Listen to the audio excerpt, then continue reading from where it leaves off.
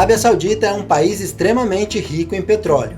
Possui a segunda maior reserva mundial e as exportações desse material representam 90% de tudo que o país envia ao exterior.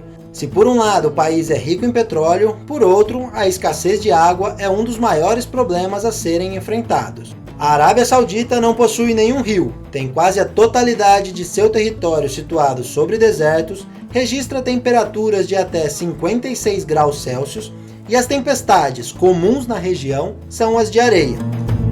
Com toda essa descrição, é difícil imaginar atividades ligadas à agricultura, mas imagens como essas mostram que a Arábia Saudita tem conseguido contornar as adversidades climáticas e aos poucos está transformando o deserto em enormes plantações.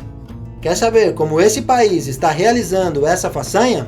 Então assista o vídeo até o final, porque hoje vamos ampliar o nosso conhecimento global sobre a Arábia Saudita e sua agricultura em pleno deserto. Tradicionalmente, o setor agrícola da Arábia Saudita se resumia até a metade do século passado na produção de tâmaras, criação de cabras, camelos e ovelhas. Porém, várias medidas adotadas pela monarquia do país estão conseguindo mudar esse cenário. As medidas tinham como objetivo reduzir a dependência que o país possuía de importar comida e também de empregar parte de sua população nos trabalhos ligados à agricultura. Para alcançar seus objetivos, o governo não poupou dinheiro e impôs diversas barreiras a produtos importados, fortalecendo assim os produtores locais. Para favorecer a produção de trigo, o governo subsidiou sementes e insumos, taxou o trigo importado e ainda passou a comprar o trigo produzido no país por um valor 3 vezes maior que o praticado no comércio internacional. Como resultado, a área cultivada do país triplicou entre os anos de 1980 e 1995. Porém, o crescimento esbarrou na falta de água. Produzir no deserto não é uma tarefa fácil. Vale lembrar que a Arábia Saudita é um país que não possui rios perenes, que são os rios onde a água corre durante todo o ano. No país, os rios e lagos que existem são classificados como efêmeros, que são aqueles que só existem por um período após as chuvas, que por sinal são bem escassas na região. O volume de chuvas acumulados por um ano no país é de 100 milímetros por metro quadrado. Apenas para efeito de comparação, o volume médio de chuva nos estados mais secos do Brasil é de aproximadamente 500 milímetros por metro quadrado. Se já não bastasse as condições climáticas, as ações de uma parte da população contribuíram ainda mais para a desertificação do país. Os beduínos são tribos nômades originárias da Arábia Saudita que se expandiram por vários países. Porém, na Arábia Saudita, uma lei em 1970 os obrigou a se instalarem em regiões específicas. Nesse país, tudo pertence ao rei, e esse pode determinar onde as pessoas devem viver. O fato é que com o assentamento dos beduínos em uma determinada região, o gado que antes era criado em movimento constante também foi todo concentrado. O resultado é que faltou pasto e os beduínos transformaram as árvores existentes na região em carvão, para vender e poder comprar comida para o gado. Se já era seco, sem árvores pior. O solo se deteriorava ainda mais e o cenário parecia irreversível. Mas a monarquia seguia empenhada em reduzir sua dependência de comida internacional e traçou outros planos. O primeiro ponto abordado foi o de conseguir água para a subsistência, e o problema foi resolvido com a dessalinização da água. Apesar de ser praticamente um deserto, o país, que ocupa a maior parte da Península Arábica, está margeado por mares. Por um lado está o Mar Vermelho e pelo outro o Golfo Pérsico. Portanto, com a dessalinização, os sauditas teriam água em quantidade suficiente. Porém, o processo é caro e usar a água dessalinizada na agricultura seria inviável até mesmo para o país dos petrodólares. Na Arábia Saudita, o governo é o responsável pelo processo de retirar a água do mar, fazer a dessalinização e distribuir a água para a população, que por sinal recebe a água praticamente de graça, porém com um sistema instável que pode deixar os habitantes sauditas vários dias sem água.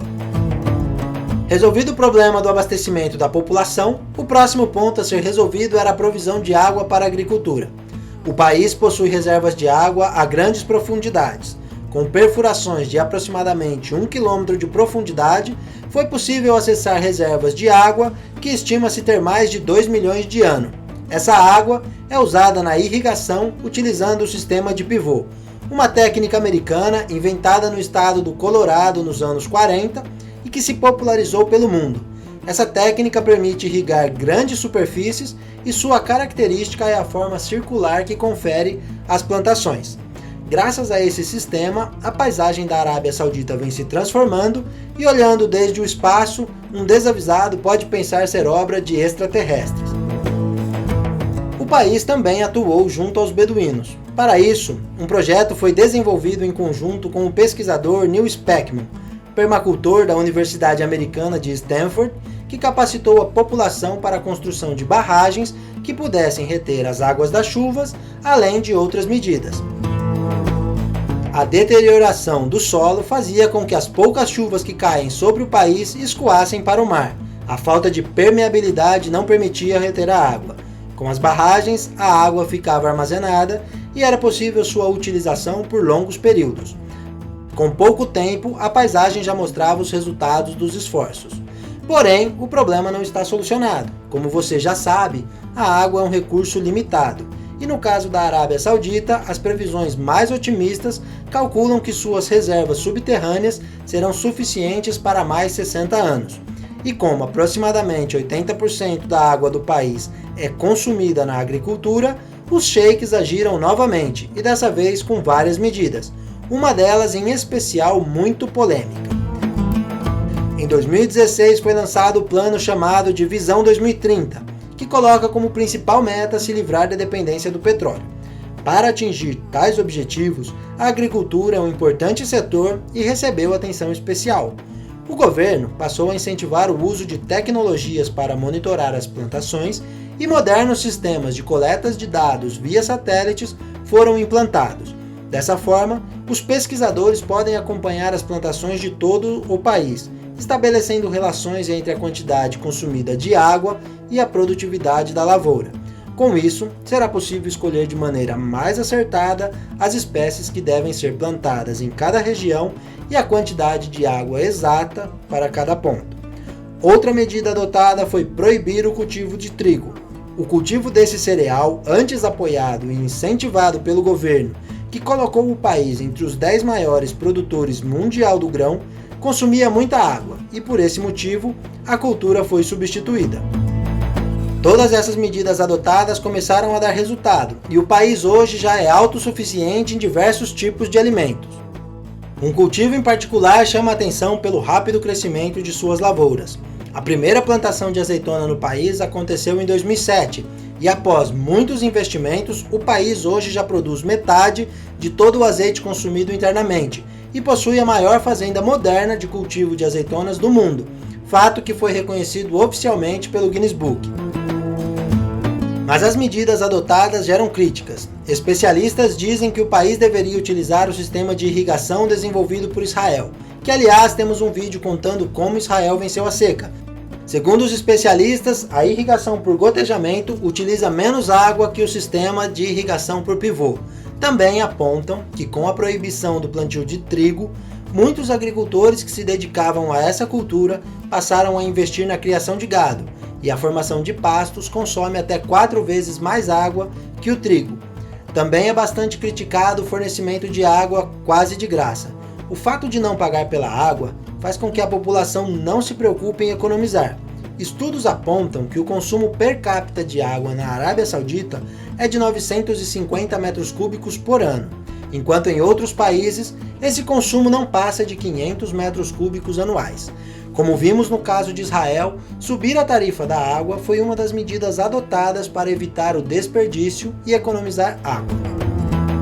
E agora falaremos da medida mais polêmica que os sauditas estão adotando para atingir a autossuficiência em alimentos e até obter benefícios econômicos.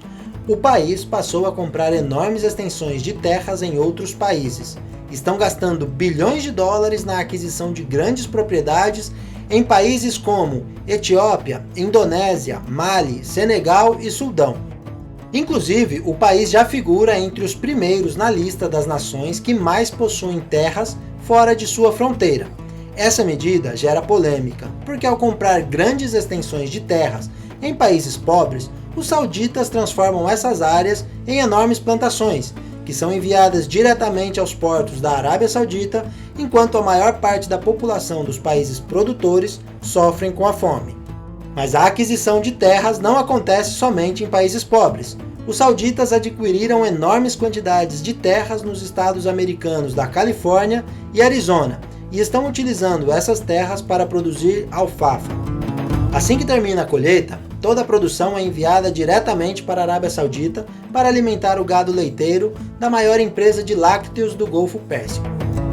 Essas aquisições geraram protestos dos produtores americanos de leite.